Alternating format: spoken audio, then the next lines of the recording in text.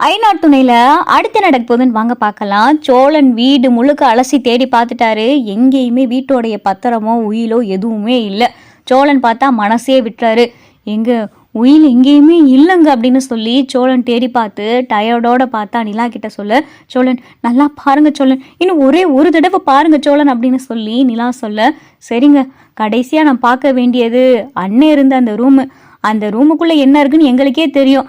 அண்ணே ரூமுக்குள்ள போய் பார்க்குறேன், அங்கே ஏதாவது இருக்கான்னு பார்க்குறேன் அப்படின்னு சொல்லி சோழன் இங்கே சேரன் இருக்கக்கூடிய இந்த ரூமுக்கு போறாரு. அந்த ரூம்ல பார்த்தா பீரோ மேல ஒரே ஒரு இரும்பு பெட்டி இருக்கு. அந்த இரும்பு பெட்டி தான் கடைசி வாய்ப்புன்ற மாதிரி, கடவுளே இந்த இரும்பு பெட்டிலையாவது இந்த வீட்டோடைய உயில் இருக்கணும் அப்படின்னு சொல்லி சாமியை கும்பிட்டுக்கிட்டு பார்த்தா சோழன் அந்த இரும்பு பெட்டி இங்கே திறக்க, நிலாவும் பார்த்தா சாமியை கும்பிட்டுக்கிட்டு இருக்காங்க. கடவுளே இந்த வீட்டோடைய உயில் இந்த வீட்டில் தான் இருக்கணும் அப்படின்னு சொல்லி நிலாவும் சாமியை கும்பிட, இங்கே சோழன் அந்த இரும்பு பெட்டியை திறந்து பார்க்குறாரு. அதில் பார்த்தா நிறைய பழைய பேப்பரு டாக்குமெண்ட்டு வீட்டு பத்திரன்ற மாதிரி இருக்கு. அதை எடுத்து சோழன் பார்க்குறாரு. அதில் ஏதேதோ பழைய பத்திரம்லாம் என்னென்னமோ இருக்கு.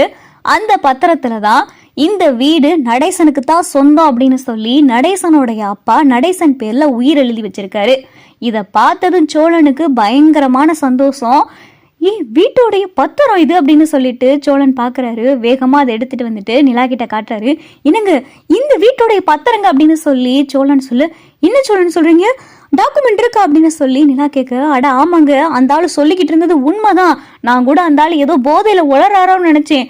ஆனா இந்த வீட்டை அவங்க அப்பா அந்த ஆளு பேர்ல தாங்க எழுதி வச்சிருக்காரு அப்படின்னு சொல்லி சோழன் சொல்லவும், நிஜமாவா சோழன் அப்படின்னு சொல்லி நிலா கேட்க, ஆமாங்க வாங்க சீக்கிரம் வெளியே போயிடலாம், யாராவது பார்த்துட்டா பிரச்சனை ஆயிரும் அப்படின்னு சொல்லி சோழன் சொல்ல, நிலாவும் சோழனும் பார்த்தா வந்துகிட்டு இருக்காங்க. அப்பதான் சண்முகம் அந்த வீட்டை விற்கிறதுக்கும் அந்த வீட்டை பேரம் பேசுறதுக்காக ஒரு ஆளையும் பார்த்தா ப்ரொமோட்டர்ஸை கூட்டிட்டு வந்திருக்காரு. இந்த வீட்டை தரமட்டமா இடிச்சிட்டு அந்த வீட்டோடைய நிலம் எம்புட்டுக்கு போகுமோன்னு சொல்லி அந்த இதை அளந்து பார்க்கறதுக்காக சண்முகம் கூடையே ஒரு ஆளை கூட்டிட்டு வந்திருக்காரு.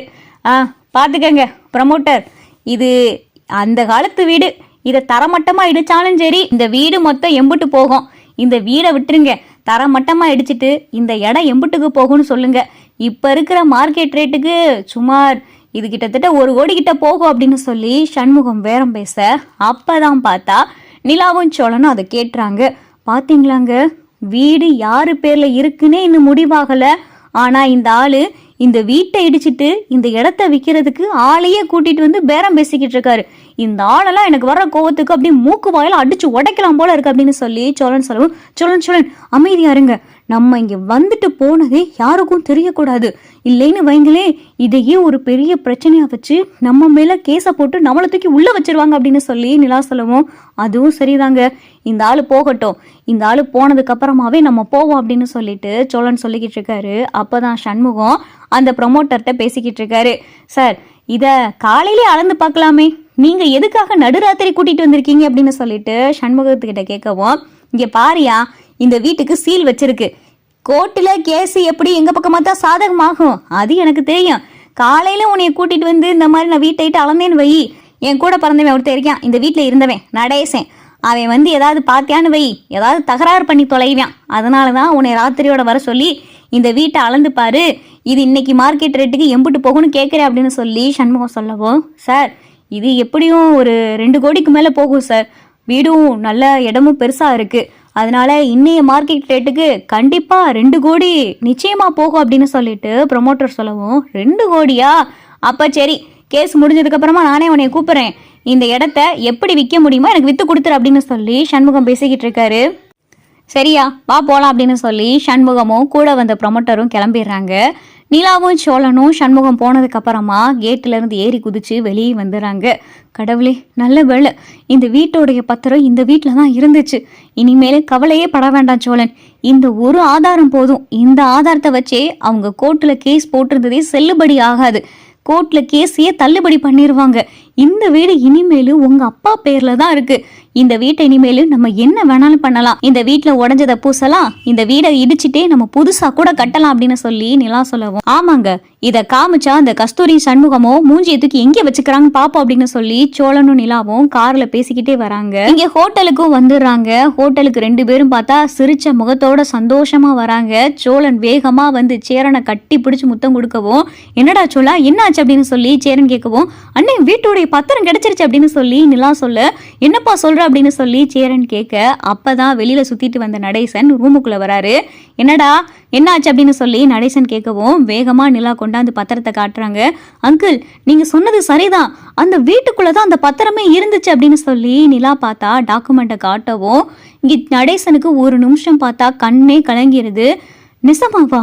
அந்த வீட்டுக்குள்ளேயே பத்திரம் இருந்துச்சு அப்படின்னு சொல்லி நடேசன் கேட்கவும், அட ஆமா, அந்த வீடை உங்க அப்பா உங்க பேர்ல தான் எழுதி வச்சிருக்காரு. இதுதான் அதுக்கான ஆதாரமே. இந்த ஆதாரம் ஒண்ணு போதும் அங்கிள். அந்த வீட்டு மேல யாருமே கேஸ் போட முடியாது. போட்டிருந்த கேஸும் தள்ளுபடி ஆயிரும். கேஸே செல்லாது.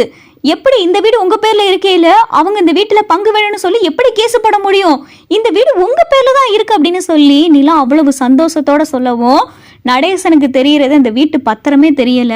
நிலாவுடைய சந்தோஷமும் இந்த வீட்டு பத்திரம் கிடைக்கணுன்றதுக்காக நிலா எடுத்த முயற்சி மட்டுமே தான் இங்க நடேசனுடைய கண்ணுக்கு தெரியுது. இங்க சோழன் அப்பதான் சேரன் கிட்ட சொல்லிக்கிட்டு இருக்காரு, இங்க பாருனே, இந்த பத்திரம் இப்ப நம்ம கையில இருக்குன்னா அதுக்கு காரணம் நிலா தான். அவங்க தான் என்கிட்ட இதை பத்தி பேசிக்கிட்டே இருந்தாங்க. அந்த வீட்டில் தான் அந்த பத்திரம் இருக்கும், வாங்க சோழன் போகலான்னு சொல்லி என்னை கூட்டிட்டு போனதே நிலா தான். நிலா மட்டும் அப்படி பண்ணலைன்னா அந்த வீட்டில் அந்த பத்திரம் இருந்தும் அந்த பத்திரம் இவருடைய பேர்ல இருந்துமே அந்த வீடு நமக்கு சொந்தம் இல்லாம போயிருக்கும். இவ்வளவு தூரம் அந்த வீடு நம்ம கைக்கு திரும்ப கிடைக்கிறதுக்கு முக்கியமான காரணம் நிலா மட்டும்தான் அப்படின்னு சொல்லி சோழன் சொல்லவும், அட அப்படியெல்லாம் ஒன்றும் இல்லை சோழன் அப்படின்னு சொல்லி நிலா சொல்லவும், அப்பதான் சேரன், சோழன், பாண்டி, பல்லவன் எல்லாருமே நிலா கிட்ட, ஆமாப்பா நிலா, அந்த வீட்டில் இத்தனை வருஷமா நாங்க இருந்திருக்கோம். கிட்டத்தட்ட 35 வருஷத்துக்கு மேல அந்த வீட்டில் நாங்க இருந்திருக்கோம். அந்த வீட்டில் இப்படி ஒரு விஷயம் இருக்குன்னே எங்களுக்கு தெரியாதுப்பா. அதுக்கு காரணம் நீதானப்பா அப்படின்னு சொல்லி சேரன் பேச, அண்ணே என்ன நீங்க எல்லாம் என்ன ஒரு மாதிரியா பேசிக்கிட்டு இருக்கீங்க அப்படின்னு சொல்லி நிலா சொல்லவும் நடேசனுக்கு பார்த்தா கண்ணே கலங்கிருது. அந்த வீடு இந்த அளவுக்கு திரும்ப கையில கிடைக்கிறதுக்கு காரணம் நிலா தான். அப்ப அந்த வீடை இனிமேலு ஐயனார் வீடுன்னு போர்டு இருக்கக்கூடாது. அந்த வீடு இனிமேலு நிலா வீடு, நிலா இல்லைன்னு தான் பேர் இருக்கணும் அப்படின்னு சொல்லி நடேசன் மனசார முடிவே பண்றாரு. மறுநாள் காலையில ஆயிருது. போலீஸ் ஸ்டேஷனுக்கு பார்த்தா நிலா, சேரன், சோழன், பாண்டியன், நடேசன் சொல்லி எல்லாருமே போறாங்க. யோ என்னையா, என்ன இப்படி கும்பலா வந்திருக்கீங்க அப்படின்னு சொல்லி இன்ஸ்பெக்டர் கேட்கவும், சார் ஒரு 2 நாளைக்கு முன்னாடி ஐயனார் வீடுன்ற இடத்துல நாங்களா இருந்தோம், உங்களுக்கு தெரியும்ல அப்படின்னு சொல்லி நிலா கேட்கவும், ஆமா அந்த வீட்டுக்கு சீல் வச்ச கேஸு தானே அப்படின்னு சொல்லிட்டு இங்க இன்ஸ்பெக்டர் சொல்லவும், சார் அந்த வீடு இவர் பேர்ல தான் இருக்கு. அந்த வீட்டை அவருடைய அப்பா இவர் பேர்ல தான் எழுதி வச்சிருக்காரு. இதுதான் அதுக்கான டாக்குமெண்ட், அவங்க அப்பா எழுதி கொடுத்த உயில். இதுக்கும் மேல என்ன ஆதாரம் வேணும் அப்படின்னு சொல்லி நிலா கேட்கவும் இன்ஸ்பெக்டர் பார்த்து அதை பார்த்துட்டு அதிர்ச்சி ஆகிறாரு. ஆமா, வீடு இவர் பேர்ல இருக்கு. அப்பதான் நிலாவுடைய வக்கீலும் போலீஸ் ஸ்டேஷன் வராங்க. சார், நான் நிலாவுடைய வக்கீல். நீங்க எந்த அடிப்படையில வீட்டுக்கு சீல் வச்சீங்க? வீட்டுக்கான ஒரிஜினலான டாக்குமெண்ட் உங்க கையில இருக்கு. வீட்டுக்கு சொந்தக்காரரு இங்க நிக்கிறாரு. அவங்க எதன் அடிப்படையில கோர்ட்ல கேஸ் போட்டாங்கன்னு தெரியல. கோர்ட்ல கேஸ் நடந்துகிட்டு இருக்கு. கோர்ட் ஆர்டர் இல்லாம எப்படி நீங்க வீட்டுக்கு சீல் வைக்க போச்சு? வீட்டுக்கான ஒரிஜினல் டாக்குமெண்டே கையில இருக்கையில வீட்டுக்கு நீங்க எப்படி சீல் வைக்கலாம் அப்படின்னு சொல்லிட்டு நிலாவுடைய வக்கீல பார்த்தா போலீஸ் ஸ்டேஷன்ல வந்து இன்ஸ்பெக்டர் கிட்ட கேள்வி மேல கேள்வி கேட்டுக்கிட்டு இருக்காங்க.